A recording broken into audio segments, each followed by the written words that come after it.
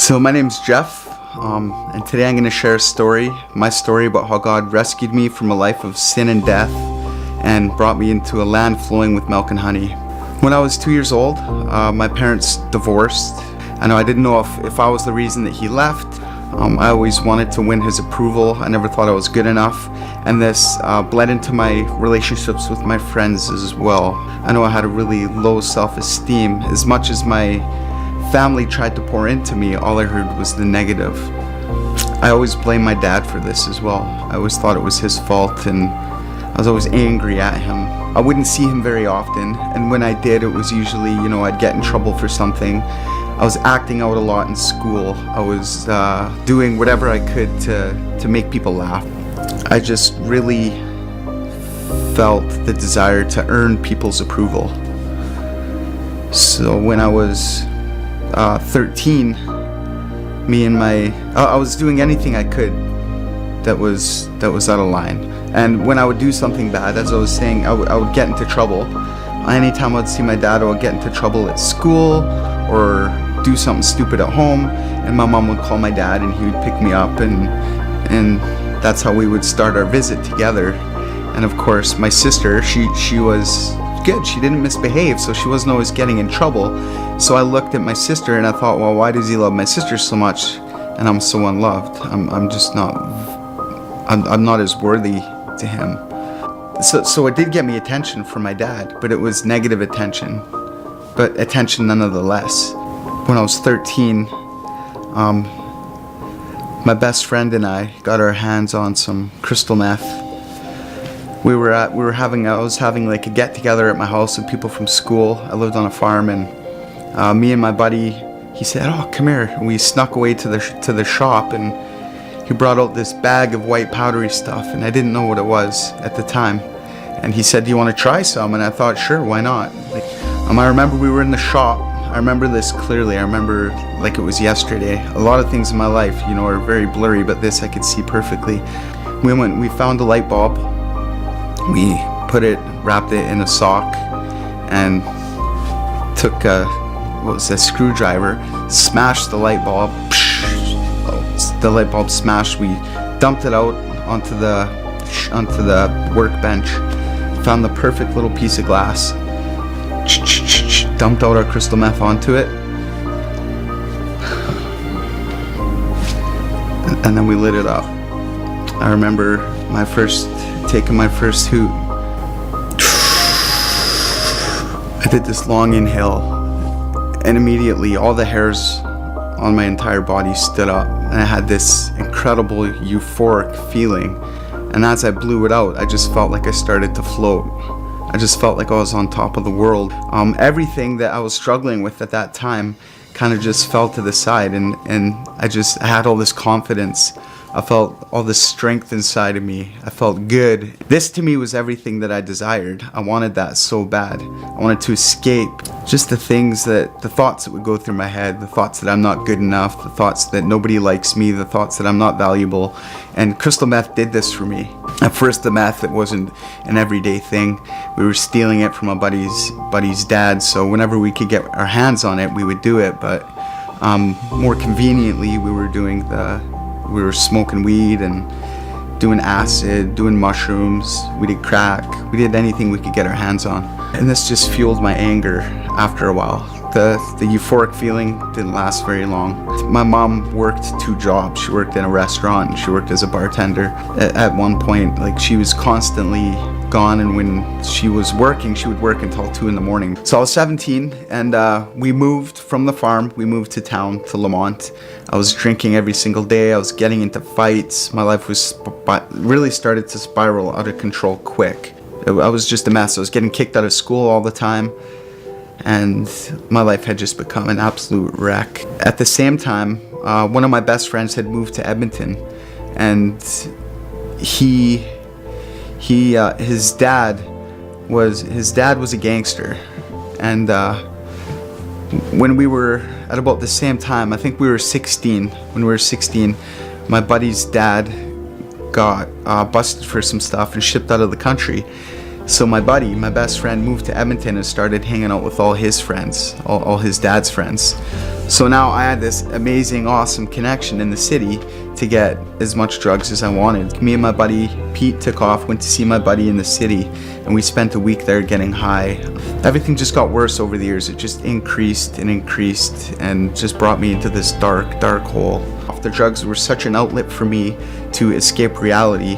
Now I started to do crime, and I found that the crime had the same kind of effect. The harder I went, the more chaotic my life became, the more paranoid I became, the more easier it was for me to escape reality. And when I was 21, I went to prison for the first time.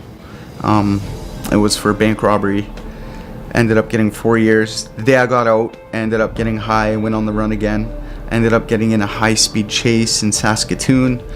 We ended up crashing the truck at a strip mall. We jumped out, ran from the cops, got away. I was hiding in a garage, and the cops sent the dog in. The dog chewed me up. The cops came in, beat the crap out of me, and off I went back to jail. I loved my mom so much. She was such a rock for me, and that's the one thing I had in life that I could always depend on. I always knew that no matter what I did, my mom would always be there for me. She supported me through everything. I got out of PA Pen, and I went back to live with my mom. That was the one thing that I had in life that I could always depend on, was my mom. She would always be there.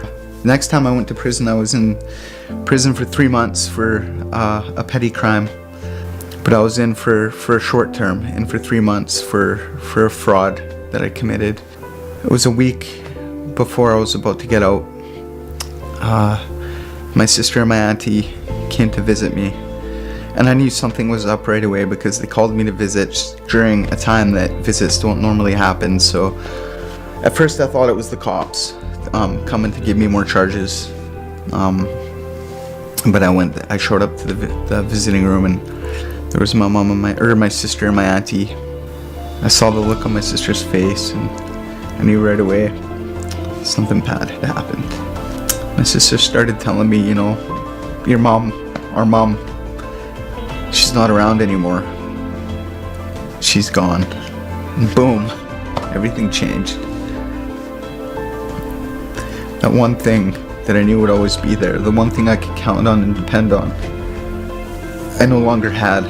Any bit of hope that I had at that time just fell away. I got out of prison a week later. I went to her funeral, and after that I just went off. I just became so much more angry. That anger actually turned to hatred now. It just got worse and worse. I started injecting as much as I could do. There was nothing that was off limits for me anymore. I didn't care. I had no respect for life or no value for people or for myself, and I was just on this hatred path. I went back to prison again for a short period, and this time miraculously they let me out on what you call a conditional sentence. So there was 3 parts to the conditional sentence. The first part, I had to live with my sister on house arrest. The second part, I had to go to treatment. And the third part, I got to live on my own. So the first part went great. The first part, I went and I lived with my sister, and it just so happened to be at the time that they gave birth to their first son. Their son Regan, my nephew, the most amazing little man, and that was huge for me to be there for that. Sober for the first time in my life, really.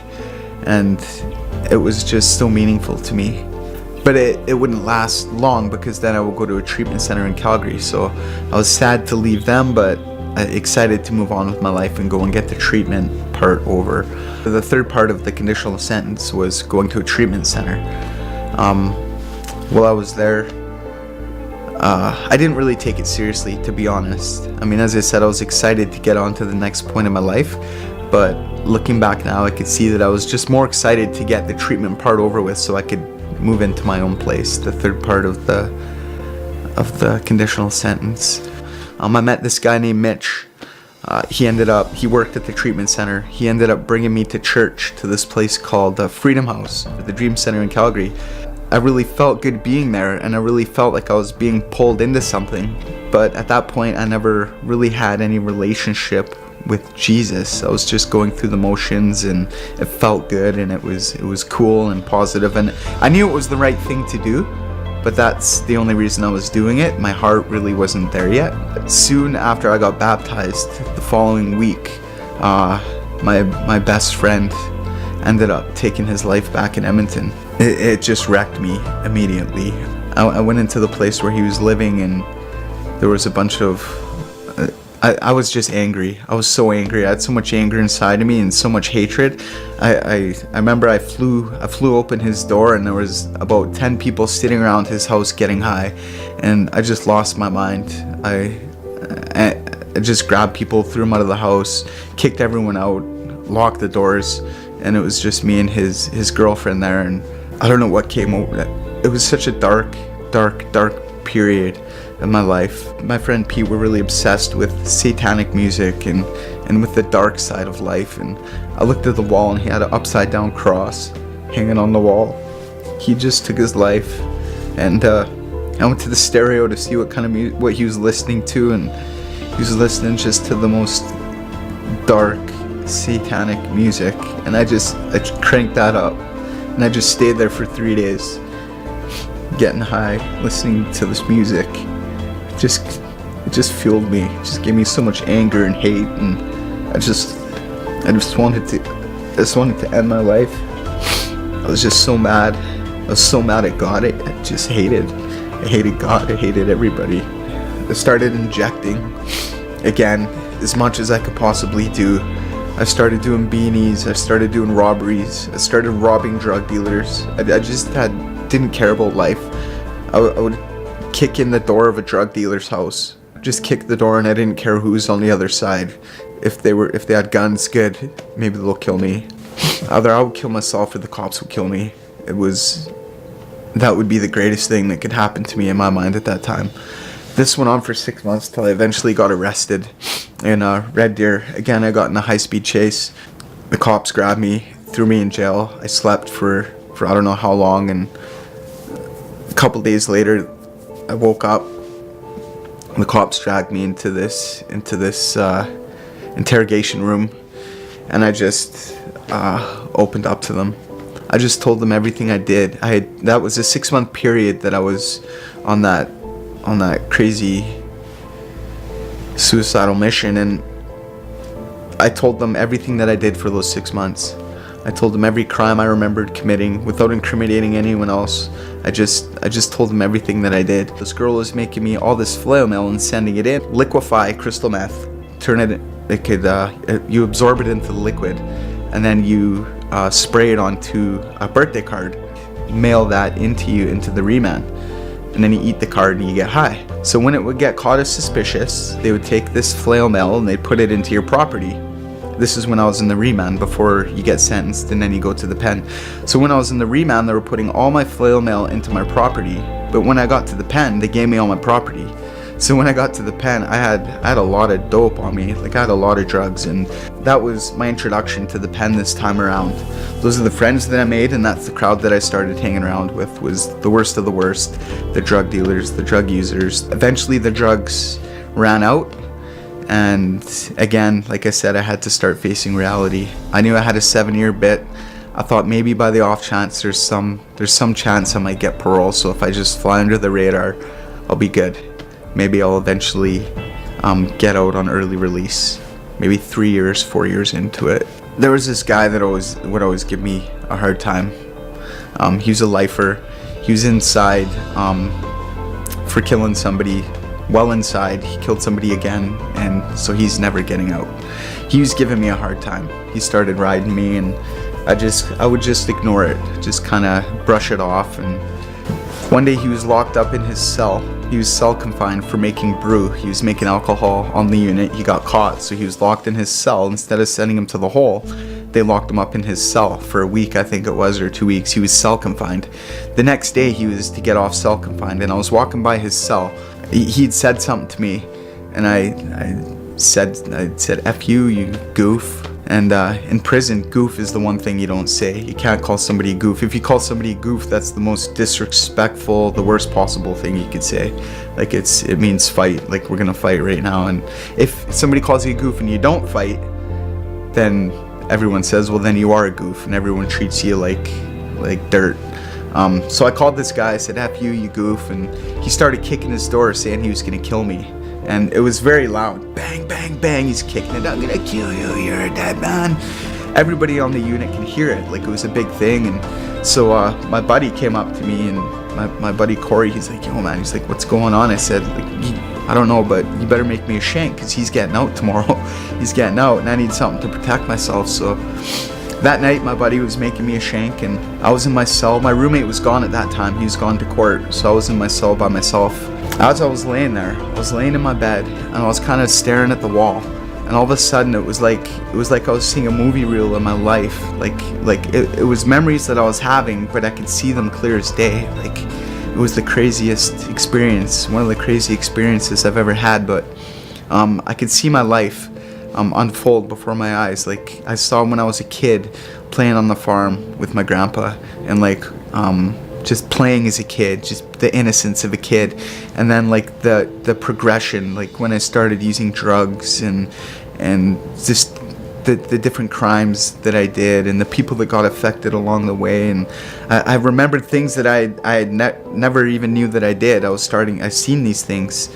This deep hurt and this deep sorrow came over me, and I just became so depressed and so sad, and I just felt so much remorse for the things that I did, and I just started crying out to God just to take my life. I just say, God, why am I living? Why am I living this life? Why am I still alive? Like, you're the most cruel person ever. This is the word. Like, just kill me now. Please take my life. I can't live like this anymore. I just wanted to die. It was the darkest moment of my whole life. I went to bed depressed. I hated my life. I wanted to die. And I woke up just with this incredible feeling, just better than any high any drug can ever give you. So instantly when I accepted Christ, I had this freedom and this peace and this joy without limits. I had no more hatred. I had no more anger. I just had love for everyone. It changed the way I think, the way I act, the way I walk, the way I sit. The music I listened to, my entire mindset was changed in an instant. 2 Corinthians 5:17 says, therefore, if anyone is in Christ, he is a new creation. The old has passed away, the new has come. Just had this fire burning inside of me. Still have this fire burning inside of me, just to share the gospel and love of Jesus with everybody. After what he did for me, how can I hold back? People need to know. People just need to know how good God is, and the freedom and the life that they have available to them. And the more I walked out this life, the more miracles I started to see, and the more favor I had over my life. For example, my parole hearing, I went up for parole. When I went into my parole hearing, my parole officer said, look, you don't have a shot. It's not gonna happen, but I'll support you because I know you've changed, but it's not gonna happen. Like, yeah, I have to sit, a parole board, you sit in front of 2 parole members and they dissect your life. They just pick apart everything. So previously, when I had a parole hearing, I ended up getting mad in the middle of the parole hearing. This was prior. I ended up getting mad in the parole hearing and walking out and saying, screw you guys, and that was the end of that. And then eventually I got released. My first time, I got released when they had to release me on my mandatory stat. And I went on the run the first day, and then I got arrested again. And I got released on my mandatory stat, and I went on the run again on the first day. And then I got arrested again, and they gave me a conditional sentence. And then I went on the run and broke that and picked up 7 years. So my parole officer's like, look, your chances are so slim. But we went for it. We had the hearing. And what happens in a parole hearing is they break in the middle of the hearing. They take a break where you leave the room with your parole officer, and the parole board sits in there and they talk and they make their decisions. So we broke. I'm sitting out there with my parole officer, my sister, my auntie, my dad, and my parole officer's telling me, like, look, it didn't go that good. We can try and apply for work release. We can get you out on some other things, but that parole hearing didn't go good. And sat down, the parole board looked at me, looked at my sister, my dad, my auntie, and they said, parole granted. And that was an absolute miracle because, like I said, everybody was absolutely sure that I didn't get it. That was God. Since being released from prison, it's just been My life's mission just to proclaim the good news of Jesus Christ. My wife and I just have a heart for the lost, for people in prisons, for people bound by addiction, people who are feeling thoughts of hopelessness. We just have a heart to just pour out to those people. When they hear the hope of Jesus, and you see for the first time they start to have that bit of hope, and their eyes light up, and they start to look you in the eye, and you just see that Jesus is doing something on their hearts, and you just see them go from death to life. It's just the most life-giving, fulfilling thing ever. So that's just what drives my wife and I today. Today I no longer need other people's approval to validate my worth. I find my value in Christ and what He did for me on the cross for me. I know my worth, and nobody can affect that. See, it wasn't my dad's fault, or the kids who made fun of me, or anybody's fault for that matter. It's so easy to blame those people for my insecurities. I just never knew my true identity. That was the real problem. I just never knew who I was. And today there's nothing that anybody can do to steal my true identity away from me, because I know who I am. I'm a child of God. I'm forgiven. I'm redeemed. I'm set free. God knit me together in my mother's womb, and I'm made perfectly in His image, and nobody can steal that away from me. That's where I find my value in today. I just have a word of encouragement for anybody who's watching this. When I was in my cell, I cried out to God, and He heard my cry. He heard me. He didn't turn a deaf ear to me. He heard me. And Psalms 18:6 says, "In my distress I called upon the Lord and cried out to my God. He heard my voice from His temple, and my cry came before Him, even to His ears." See, God is always listening, and we're never alone. Though you may think God is far off and distant, He's right in the thick of our messes with us. Jesus is our greatest companion, and He wants to be your best friend. He does. Jesus wants you to know Him. He wants to spend time with you. He desires your friendship. Are you ready for a life of freedom?